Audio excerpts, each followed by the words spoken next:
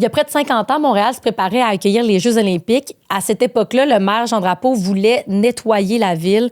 Il s'en est suivi une vague de répression là, qui affecte les communautés LGBTQ, notamment en 1975, l'arrestation de 36 hommes au Sauna Aquarius. Pouvez-vous nous expliquer un peu à quoi ça ressemblait à cette époque-là? Avec l'adoption du Bill Omnibus, c'est-à-dire la décriminalisation partielle des comportements sexuels, les bars s'étaient multipliés.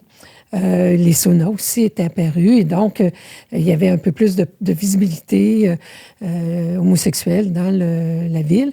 Il y avait également le Front national, le Front de libération homosexuelle qui avait été créé et tous ces endroits-là étaient surveillés par la police montréalaise pour ce qui est des bars et des saunas, mais aussi la police canadienne, la GRC. C'était interdit à l'époque?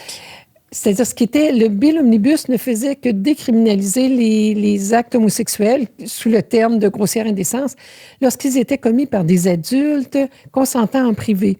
Adulte égale 21 ans, consentant et en privé. Donc, et ça a été établi que c'était 2 personnes et pas plus.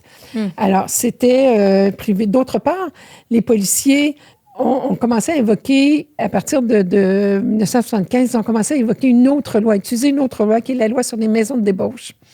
Donc, ils ont utilisé cette loi-là pour justifier les descentes dans les saunas et ensuite dans les bars en disant que c'était des lieux de débauche.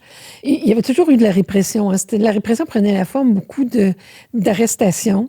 Des fois, les arrestations ne menaient pas à des accusations, mais c'était l'occasion d'humiliation, de fichage dans les dossiers de la police. Lorsqu'il y avait des arrestations, des condamnations, les noms étaient publiés dans les journaux, dans les petits journaux. Donc, c'était vraiment une forme de répression assez violente.